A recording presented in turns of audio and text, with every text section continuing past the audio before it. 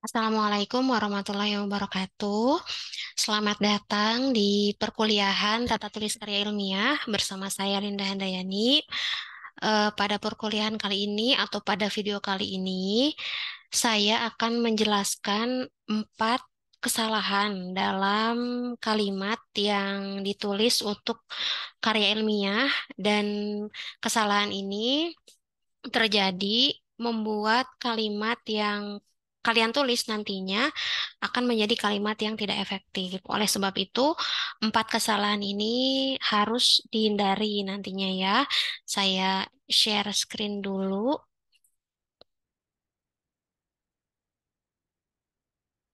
Oke.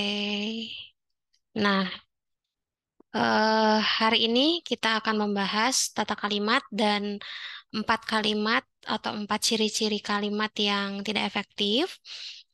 Nah, agenda kali ini adalah kalimat mubazir, kalimat tidak lengkap atau nirlengkap, kalimat tidak logis atau nirlogis. Yang keempat adalah kalimat tidak sejajar. Kita masuk ke kalimat mubazir ya. Kalimat mubazir itu penyebabnya adalah penggunaan kata atau kelompok kata secara berlebihan. Jadi, kita langsung saja ke contoh ya. Misalnya ini banyak kegiatan-kegiatan yang mereka lakukan semaunya tanpa aturan. Di sini ada penggunaan kata kegiatan-kegiatan. Nah, kata kegiatan-kegiatan ini dia menjadi mubazir karena di awalnya ada kata banyak, ya. Seharusnya kalau kalian menggunakan kata banyak, cukup banyak kegiatan. Tidak perlu banyak kegiatan-kegiatan, ya. Jadi kegiatan yang ini bisa di delete.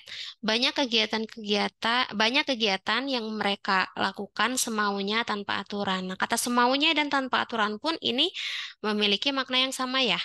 Jadi silakan Anda pilih salah satunya. Misalnya tanpa aturan, ya. Banyak kegiatan yang mereka lakukan tanpa aturan. Itu yang pertama.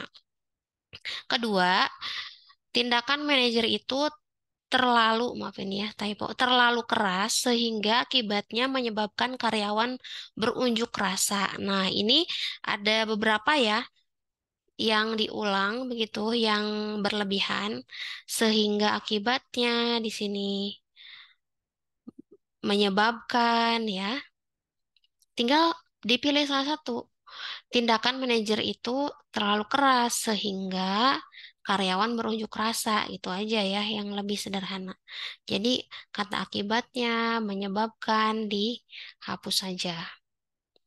Kemudian kunci untuk membuat kalimat agar tidak mubazir adalah hindari penggunaan kata-kata berikut ya. Kalau sudah menggunakan adalah, jangan pakai merupakan. Kalau sudah menggunakan mulai, hindari kata sejak. Jangan menggunakan kata ulang, kembali, bersamaan. Amat, sangat, sekali juga sama ya, itu untuk memperlihatkan tingkatan ya hiperlatif kalau dalam bahasa Inggris, pilih salah satu ya.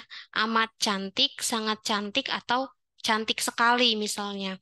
Naik ke atas ya, naik ya memang ke atas, tidak perlu dijelaskan lagi, naik ya naik, atau beranjak ke atas gitu boleh ya, turun ke bawah ini juga sama, pilih turun atau pilih ke bawah. Mundur, mundur ke belakang ya mundur, jangan pakai mundur ke belakang. Sehingga dengan demikian ini pun saling menggantikan ya, jadi silakan dipilih salah satu saja. Nah, kita masuk ke kalimat tidak lengkap.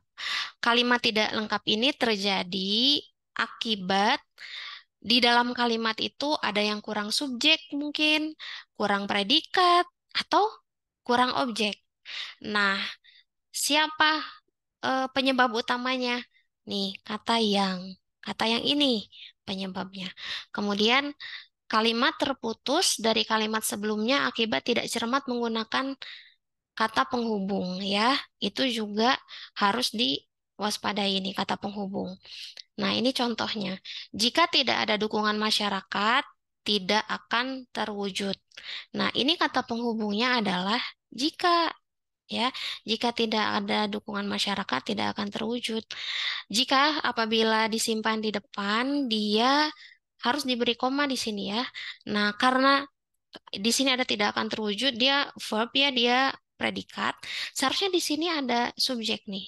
Karena jika adalah penanda anak kalimat ya, seharusnya jika tidak ada dukungan masyarakat, kegiatan ini misalnya kegiatan ini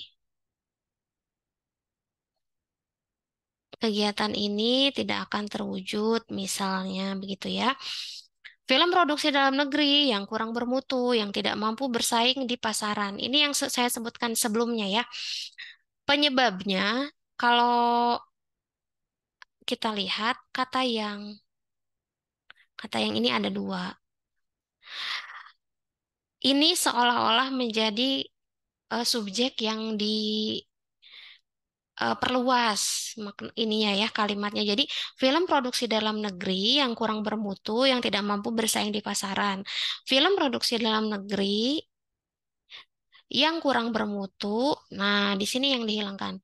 Tidak mampu bersaing di pasaran, ya itu hilangkan yang kedua. Kemudian yang soal contoh kalimat ketiga, sehingga masalah itu dapat diatasi. Nah, yang ini kata sehingga ya adalah kata penghubung dan dia sebetulnya tidak boleh disimpan di awal kalimat. Jadi, sebetulnya kalimat ini pasti memiliki kalimat sebelumnya.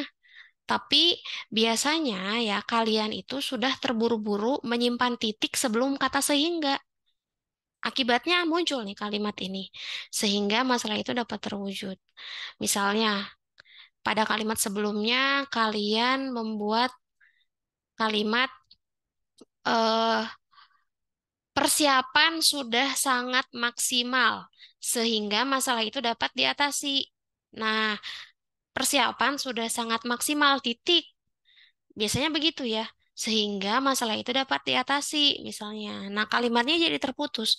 Kalau kalian menyatukannya sehingga disimpan di tengah, persiapan kegiatan itu sudah sangat maksimal sehingga masalah itu dapat diatasi dalam satu kalimat. Nah, itu sudah benar. Jadi hati-hati ya ketika menulis kalimat. Kemudian nah ini yang tidak berkepentingan dilarang masuk. Kalimat ini kurang lengkap. Di sini disimpan sebelumnya orang misalnya atau pengunjung gitu boleh. Nah, kalimat tidak logis. Kalimat tidak logis itu terjadi akibat ketidakcermatan pemilihan kata atau diksi ya. Ini contohnya. Yang kencing harus disiram. Ya, betapa menyeramkan menggunakan toilet itu. Kalau ada tulisan ini. Berarti siapa yang disiram? Orang yang menggunakan toilet ya, yang kencing. Seharusnya yang kencing harus membersihkan toilet misalnya. Atau yang kencing harus menyiram gitu ya. Menginjak acara berikutnya ya, kata menginjak. Ini biasa digunakan, tapi sebetulnya tidak tepat dalam kalimat ini. Karena acara tidak bisa diinjak ya. Jadi menuju acara selanjutnya gitu ya, seperti itu. Kemudian daerah bebas parkir. Ini maknanya benar sih daerah bebas parkir ini kalau di sebuah tempat parkir yang luas dan kosong gitu. Tapi kalau sudah sempit atau tempatnya tidak ada tempat parkir lalu ditulis daerah bebas parkir yang maknanya adalah tidak boleh parkir di sini gitu. Nah, kalimat ini salah. Seharusnya daerah dilarang parkir atau daerah tidak boleh parkir gitu aja langsung ya. Kalau bebas parkir berarti boleh, dimanapun boleh parkir. Waktu dan tempat kami persilakan. Yang ini yang paling umum ya dilakukan oleh pembawa acara biasanya. Waktu dan tempat kami persilakan berarti waktu dan tempatnya yang dipersilakan. Seharusnya kan pembicara yang dipersilakan ya. Jadi kurang tepat. Pada kesempatan yang berbahagia ini, nah ini siapa yang berbahagia? Kesempatan ya. Kalau ingin diperbaiki boleh pada kesempatan yang membahagiakan ini gitu boleh ya. Oke, kita lanjut. Nah, ini kawasan bebas rokok. Sama seperti yang tadi ya. Kalau ini tampaknya mengikuti kebiasaan orang Inggris, kawasan bebas rokok ini. Seharusnya kawasan dilarang merokok atau kawasan bebas dari rokok gitu. Kalau kawasan bebas rokok berarti ya udah nggak apa-apa merokok juga gitu ya. Yang membawa HP harap dimatikan. Ini biasa sekali diumumkan oleh imam ketika Jumatan biasanya. Seharusnya kan HP harap dimatikan ya. Kalau yang membawa HP harap dimatikan, kasihan ya orangnya. Lalu dilarang masuk kecuali jam besuk. Nah ini dilarang masuk kecuali jam besuk. Ini kurang kalimatnya ya. Jadinya dia tidak logis. Dilarang masuk kecuali pada, oh saya merahkan dulu ya. Kecuali pada jam besuk misalnya gitu. Nah, ini sudah boleh. Kalau jam besuk saja berarti jam besuk kan bukan orang ya, tidak bisa masuk gitu. Kalau dilarang masuk kecuali jam besuk kan jadi seram. Nah, yang terakhir adalah kalimat tidak sejajar. Yang perlu diperhatikan adalah kalimat sejajar adalah kalimat yang bentuk dan strukturnya paralel.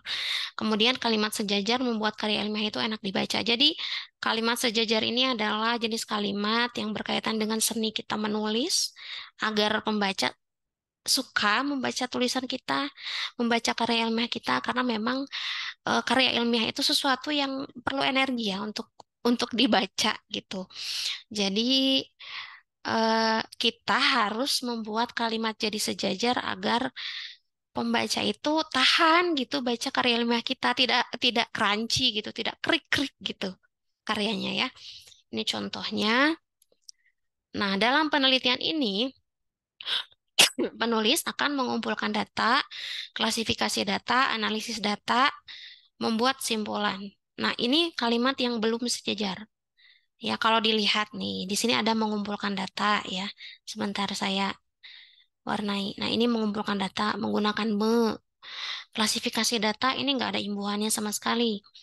Analisis data juga tidak ada imbuhannya ya, tidak diimbuhi.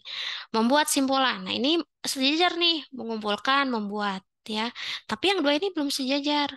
Jadi perlu diperbaiki. Bisa perbaikannya seperti ini. Dalam penelitian ini, penulis akan mengumpulkan data, mengklasifikasikan data, menganalisis data, menyimpulkan atau membuat simpulan. Nah, gitu. Jadi buatlah verba-verbanya itu sejajar bentukannya ya. Kalian kan sudah ya belajar bentukan kata sebelumnya di tata kata. Selanjutnya, proses penelitian